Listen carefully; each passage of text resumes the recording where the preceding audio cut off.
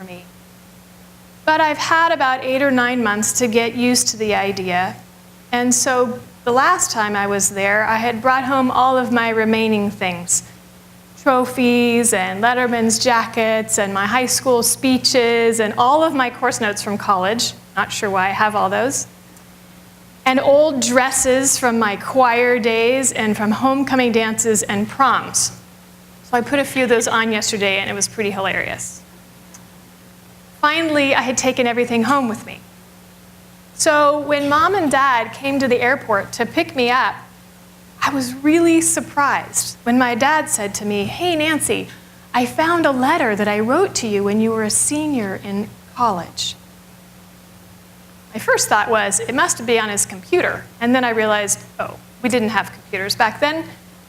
And I couldn't figure out where it had been because I hadn't left anything, I thought.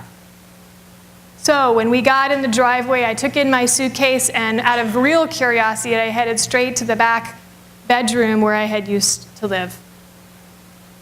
Slid open the closet door, and my insides took a step backward.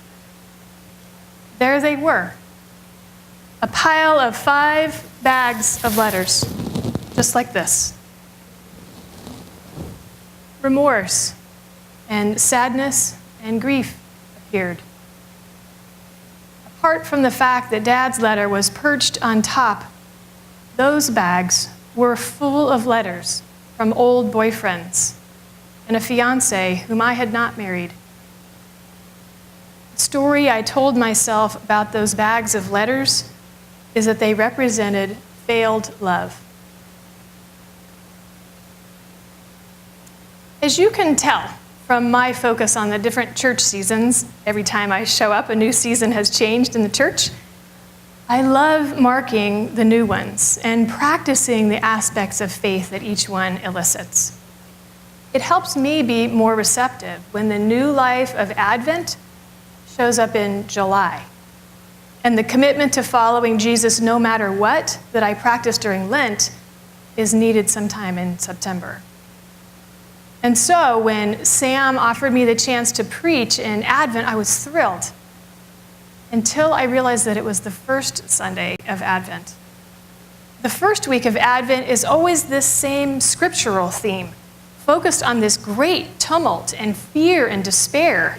The images we heard are graphic, like those from a horror film or a science fiction novel.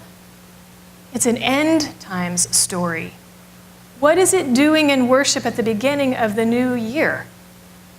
I've never agreed to preach on this text because the story that I've told myself for the 18 years as a minister is that this text is about despair and anxiety. It plays into the hands of doomsday sayers who, out of their fear, divide us up into those taken and those left behind. And anyway, what does it have to do with a baby getting born in 4 short weeks? That's the story I've been telling myself about this text. I have a friend whose name was Stephen Foster.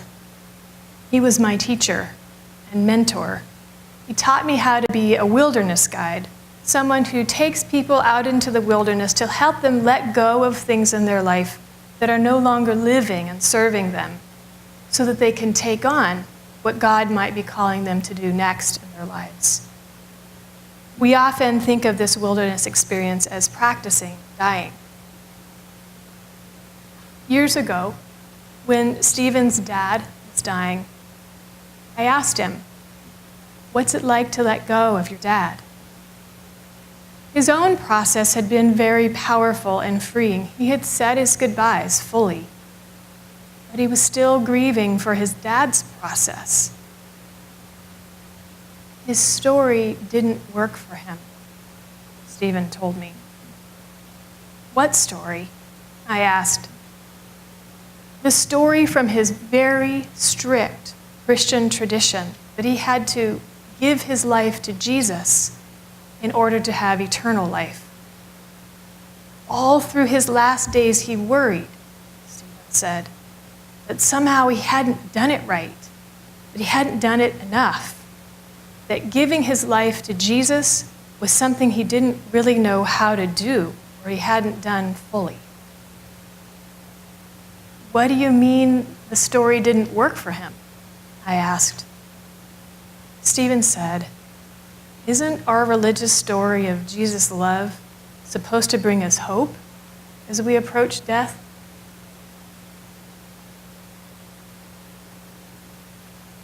What are the stories I tell myself in my daily life?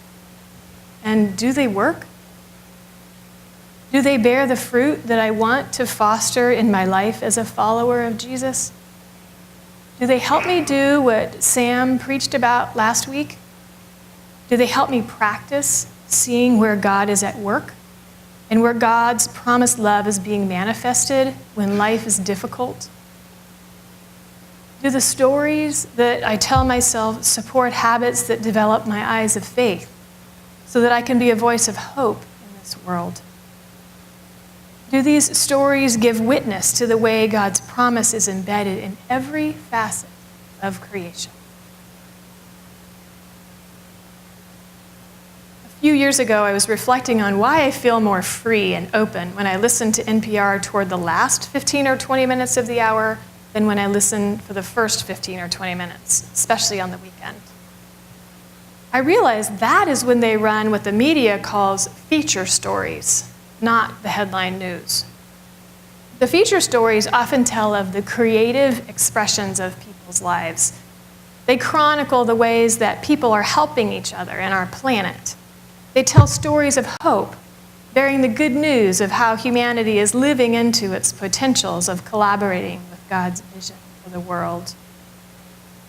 I realized then that I need a strong diet of stories that are hopeful. I want those accounts to be what I linger on throughout the day. Now, I'm not suggesting that sticking my head in the sand is a good idea. Denial is a dangerous habit that I think contributes greatly to despair and its disempowering twin, depression, as well as many of the social and ecological challenges that we face.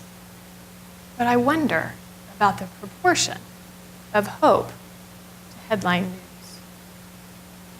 Two of my most favorite sources of media are these: the Positive News newspaper and Yes magazine.